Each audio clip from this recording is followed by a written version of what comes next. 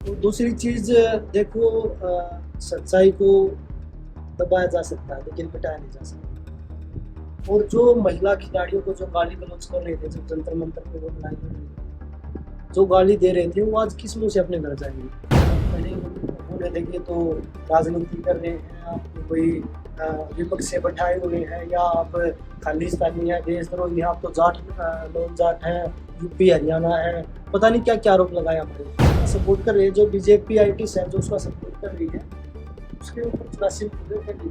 जो वहाँ महिला खिलाड़ी, जो भी खिलाड़ी वहाँ बैठे थे, इस पे अभी लगाए होंगे तो वो सरकार ने अभी जंतर मंतर पे ही लगाए होंगे। ये तो एक किसी भी खिलाड़ी में एक आरोप लगा दीजिए, बात तो माननीय न्यायालय का है, उससे ऊपर तो किसी का दबदबा नहीं है देश में। और रही दबदबे की बात, वो अपनी पावर का गलत इस्तेमाल कर रहे हैं, सरकार उसको सपोर्ट कर रही है स्टार्टिंग से ही। चुनाव वो लड़े, उसका परिवार से कोई लड़े, उसका बेटा लड़े, बात एक ही। योगेश्वर जी से ही पूछिए भैया आप क्या बोलना चाहेंगे, क्योंकि हमारा उनके ऊपर आरोप लगाना ना तो पहले कोई मकसद था ना आज है। वो कमेटी में भी थे, हमारे सीनियर खिलाड़ी थे, एक समय हम साथ भी रहते थे, लेकिन बड़ा दुख हुआ जब वो महिला खिलाड़ियों के साथ ना आके वो मैच घुस गई। राजनीति सब कुछ नहीं होती, महिलाओं का सम्मान सबसे बड़ा। देश के स्टार पहलवान सांसद ब्रजभूषण शरण पर यौन शोषण के आरोप लगाते हुए जंतर मंतर पर धरने पर है वो बैठे थे, लेकिन 2 बार धरने पर है वो बैठे। अब जो मामला है वो कोर्ट में है और आज कोर्ट ने ब्रजभूषण शरण पर आरोप तय है वो कर दिए हैं यौन शोषण के। हमारे साथ खुद बजरंग पुनिया मौजूद हैं। बजरंग जी, आज आरोप तय है वो हो गए हैं ब्रजभूषण शरण पर, कितनी राहत की सांस है वो आप लोगों को मिली है? देखिए, सबसे पहले तो मैं माननीय न्यायालय का धन्यवाद करता हूँ कि उन्होंने जो आज फैसला दिया, हम उसका स्वागत करते हैं, धन्यवाद करते हैं। और दूसरी चीज़ देखो, सच्चाई को दबाया जा सकता है लेकिन मिटाया नहीं जा सकता। और जो महिला खिलाड़ियों को जो गाली गलौज कर रहे थे जब जंतर मंतर पे वो लड़ाई लड़ रही थी, जो गाली दे रहे थे, वो आज किस मुंह से अपने घर जाएंगे? क्योंकि उनके घर में भी बहन बेटियाँ हैं, वो उनको क्या मुँह दिखाएंगे कि वो 2 दिन पहले 4 दिन पहले उन्हीं महिला खिलाड़ियों को गाली दे रहे थे। आज वो आरोपी सिद्ध हो गए, उसके बाद वो घर जाएंगे तो वो महिला उनसे सवाल नहीं करेंगी कि भैया आप पहले इनको बोले थे कि तो राजनीति कर रहे हैं, आप तो वही विपक्ष से बैठाए हुए हैं, या आप खालिस्तानी है, देशद्रोही है, आप तो जाट नॉन जाट हैं, यूपी हरियाणा है, पता नहीं क्या क्या आरोप लगाया हमारे ऊपर। लेकिन वो आज माननीय न्यायालय के जो निर्णय आया है उसने सिद्ध कर दिया कि वो आरोपी है। उसके ऊपर पहला आरोप नहीं है, ये 84 मुकदमे पहले भी हैं। जो लोग उसका सपोर्ट कर रहे हैं, जो बीजेपी आईटी सेल जो उसका सपोर्ट कर रही है, उसके ऊपर 84 मुकदमे पहले भी हैं। जो वहाँ महिला खिलाड़ी, जो भी खिलाड़ी वहाँ बैठे थे, किसी पे एक मुकदमा भी अभी लगाए होंगे तो वो सरकार ने अभी जंतर मंतर पे लगाए होंगे। नहीं तो एक किसी भी खिलाड़ी पे एक आरोप बता दीजिए आप। सर, दबदबा था, दबदबा है, दबदबा रहेगा, लेकिन अब माननीय अदालत ने दबदबा था, दबदबा है, दबदबा रहेगा पर एक तरह से एक रोक है वो लगा दी है, टिकट है वो कट गई। हालांकि बेटा है वो चुनाव लड़ रहा है। लगातार देखा गया कि ट्रोल्स हैं वो महिला पहलवानों के खिलाफ हुए, खासकर सोशल मीडिया पर बीजेपी आईटी सेल पर एक ट्रोलिंग कमेटी है वो बना दी थी। उस एपिसोड को किस तरह से आपने झेला, उन महिलाओं ने, खासकर पहलवानों ने किस तरह से उन ट्रोल्स को झेला, उस पर कोई प्रकाश है उड़ा सकते हैं? देखिए, दबदबा तो माननीय न्यायालय का है, उससे ऊपर तो किसी का दबदबा नहीं है देश में। और रही दबदबे की बात, वो अपनी पावर का गलत इस्तेमाल कर रहे हैं, सरकार उसको सपोर्ट कर रही है स्टार्टिंग से ही। चुनाव वो लड़े, उसका परिवार से कोई लड़े, उसका बेटा लड़े, बात एक ही है। जैसे उन्होंने फेडरेशन की कमान संजय सिंह को दी, सरकार ने हमारे से वादा किया, वो वादा भी सरकार ने तोड़ा। अभी उसके लड़के को टिकट दी, तो ये सरकार का सपोर्ट है तभी तो ये सब हो रही है। नहीं तो इतनी लंबी लड़ाई लड़ने के बाद भी उन महिला खिलाड़ियों को न्याय नहीं मिल रहा है, इससे बड़ा दुर्भाग्य क्या होगा। आज माननीय न्यायालय ने जो फैसला दिया उसका हम स्वागत करते हैं, और हमें पूरा विश्वास है कि आगे जाके भी ब्रजभूषण को सजा भी होगी और उसको जेल भी होगी।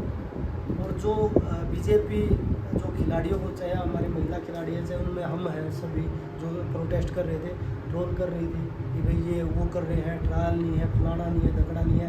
आज से पहले हम बिना ट्रायल दिए बाहर खेल लेके आए क्या? बाहर से जो मेडल लेके आए हैं वो उधर से खरीद के लेके आए क्या? अगर वो ऐसे देखें, वर्ल्ड चैंपियनशिप में इकलौता खिलाड़ी जो 4 मेडल हैं, एशियन गेम्स में गोल्ड भी है, सिल्वर भी है, कॉमनवेल्थ गेम्स में 2 गोल्ड 1 सिल्वर है, एशियन चैंपियनशिप में 8 मेडल है। अगर मेडल फिर ऐसे ही बिना ट्रायल जाते तो बाहर से मेडल कैसे लेके आते हैं? बजरंग जी, आपसे मेरा एक सवाल है। जब आप धरने पर बैठे थे, आपके एक गुरु हैं, हमने पढ़ा है, हमने देखा है, योगेश्वर दत्त, उन्होंने आपके खिलाफ बड़ी बयानबाजी है वो की, विनेश फोगाट के खिलाफ, आपके खिलाफ, साक्षी मलिक के खिलाफ, जो पहलवान धरने पर बैठे थे, खुलकर ब्रजभूषण शरण के पक्ष में बयानबाजी है वो की गई, कहा कि आरोप सिद्ध नहीं हो रहे हैं, कुछ नहीं है, कमेटी बैठी थी उसमें कुछ नहीं निकल कर सामने आया, महिलाओं ने कोई बयान है वो नहीं दिए, लेकिन अब कोर्ट ने तो आरोप तय कर दिए। योगेश्वर दत्त पर आपकी क्या प्रतिक्रिया? क्योंकि योगेश्वर दत्त पर आप प्रतिक्रिया देते हुए लगातार बच रहे थे, आज क्या आपकी प्रतिक्रिया? देखिए, योगेश्वर जी से ही पूछिए कि भाई आप अब क्या बोलना चाहेंगे, क्योंकि हमारा उनके ऊपर आरोप लगाना ना तो पहले कोई मकसद था ना आज है। वो कमेटी में भी थे, हमारे सीनियर खिलाड़ी थे, एक समय हम साथ भी रहते थे, लेकिन बड़ा दुख हुआ जब वो महिला खिलाड़ियों के साथ ना आके वो ब्रजभूषण की साइड बैठे। राजनीति सब कुछ नहीं होती, महिलाओं का सम्मान सबसे बड़ा होता है। अगर हम उन सम्मान के लिए, अगर हम उन महिला खिलाड़ियों का, हमारे देश की जितनी महिला है, अगर कोई ऐसी बात होती है, अगर हम उनको सम्मान नहीं दिला पाए तो ऐसे पद का, ऐसे मेडलों का हम क्या करेंगे? मुझे लगता है कि वो किसी छोटे लालच में चले गए। क्या क्या क्या लालच है? ये तो उन्हीं से पूछिए आप, क्योंकि वो हमारे ऊपर बयान दे रहे थे। क्या आपसे कोई योगेश्वर दत्त की कोई बात है इस आंदोलन के दौरान हुई हो? नहीं, आंदोलन से पहले जब प्रोटेस्ट कर रहे थे उससे पहले मेरी बात हुई थी कि भाई आप आइए, ये बजरंग का कोई पर्सनल लड़ाई नहीं है, ये हमारी महिला खिलाड़ियों के मान सम्मान की लड़ाई है, उसमें आप भी सहयोग दीजिए। और उन्होंने जब बोला मुझे कि भाई हाँ हम साथ हैं, कोई बात ही नहीं है, मैं आप लोगों के साथ हूँ, लेकिन बाद में पूरे देश ने देखा जैसे वो हमारे खिलाफ बयानबाजी कर रहे थे, पूरा नैरेटिव जो हरियाणा में फैलाया गया योगेश्वर दत्त की वजह से फैलाया गया कि भाई ये तो गलत है, ये तो बिना ट्रायल जाना चाहते हैं, ये तो फलाना करना चाहते हैं, धकड़ा करना चाहते हैं। तो उस पर मैं ज़्यादा नहीं बोलना चाहता, क्योंकि सोशल मीडिया पे है, जातिवाद को लेके जाते हैं, फलाना है, धकड़ा। जब खिलाड़ी थे जब जातिवाद नहीं थे, जब बजरंग साथ में रहता जब जातिवाद नहीं। सर बबीता फोगाट आपके ही परिवार से वो आती है, आपकी शादी है, उन पर बड़े गंभीर आरोप है, वो विनेश फोगाट है वो लगा चुकी है, उनकी बहन है, उस पर आपकी क्या प्रतिक्रिया है? वो उनकी कहाँ कमी रही कि वो आपको इंसाफ है वो नहीं दिला पाई? चेयरमैन थी, भारतीय जनता पार्टी के टिकट पर चुनाव है वो लड़ चुकी हैं, बड़ी नेता हैं, वो अपने आप को कहते हैं कि भारतीय जनता पार्टी। जब हमने एपिसोड्स हो रहे थे, जो चल रहा था आंदोलन जंतर मंतर पर, वहाँ देखा कि बबीता फोगाट आगे आई और उन्होंने आपकी मुलाकातें हैं या फिर ये कहीं बैठती हैं, वो सरकार के मंत्रियों से करवाई, अनुराग ठाकुर से उन्होंने कहा कि मैं मुलाकात करा रही हूँ, अमित शाह से आपकी मुलाकात हुई। बबीता फोगाट पर क्या आपकी प्रतिक्रिया? देखिए, मुझे लगता है कि उनको राजनीति ज़्यादा प्यारी थी, क्योंकि अगर वो बीजेपी में स्टार्टिंग से ही, वो बीच में भी आई कि भाई मैं आप लोगों के इंसाफ की लड़ाई में मैं आपका साथ निभाऊंगी, लेकिन वो बीच से निकल गई। वो मुझे नहीं पता पार्टी ने क्या उनको आदेश दिया, क्या निर्देश दिया, लेकिन मुझे लगता है कि वो पार्टी के मतलब एक अपने पद या कोई पद बोला होगा या कुछ भी बोला होगा कि भाई हम आपको ये देंगे, आप निकल जाइए। लेकिन मुझे लगता है कि भाई पहले आप महिला हैं, महिलाओं के साथ आपको खड़ा होना चाहिए। दूसरा, आपका परिवार भी था उसमें, तो उसके साथ भी आपको खड़ा होना चाहिए। और जितनी भी मतलब ये प्रकरण हुआ उसमें जो उन्होंने अपनी तरफ से सहयोग देना चाहिए था वो नहीं दे पाई, क्योंकि मैंने पहले बोला कि महिलाओं के सम्मान से बड़ा कोई भी पद या कोई पैसा पद कुछ भी नहीं है। आप खुद महिला हैं तो आपको तो साथ हमेशा खड़ा होना चाहिए था। और ऊपर से आपकी बहन भी जंतर मंतर में बैठी थी। चलो मेरा तो दूर का रिश्ता है, भाई मैं तो जीत जाऊँ, बाद में पहले तो बहन है, तो उनके साथ उनको बैठना चाहिए था। आज परिवार को कितनी राहत है वो मिली है? क्या ये कहें कि भगवान सिंह पुनिया जिससे आपकी कोई बातचीत हुई हो, उनको कितनी राहत मिली? हरिंदर पुनिया को कितनी राहत मिली? देखिए, फैमिली को पूरी मतलब ये है कि भाई हाँ चलो देर से आए लेकिन कुछ अच्छा फैसला आया। पहले तो ब्रजभूषण जी बोल रहे थे कि भैया कोई लड़की आगे आगे तो फांसी लगा लूँगा, कोई एक भी आरोपित हो गया मेरे पास, हाँ तो आरोपित भी हो गया आपको तय हो गए, सब तय हो गए, सिद्ध तो नहीं। हाँ तय हो गए, मतलब वो पहले यही बोले थे ना कि भाई कोई भी एक महिला आ जाओ, कोई आरोप तय हो गए हैं। लेकिन अब वो फांसी का फंदा कहाँ गया जिस पे वो लटकने के लिए बोल रहे थे।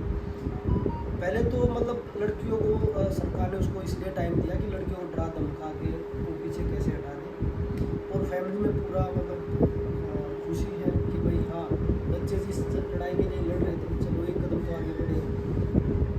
क्योंकि मैंने पहले भी बोला कि भाई कोई भी महिला अपने ऊपर आरोप लेके लाइफ टाइम नहीं जी सकती, और झूठे आरोप लेके।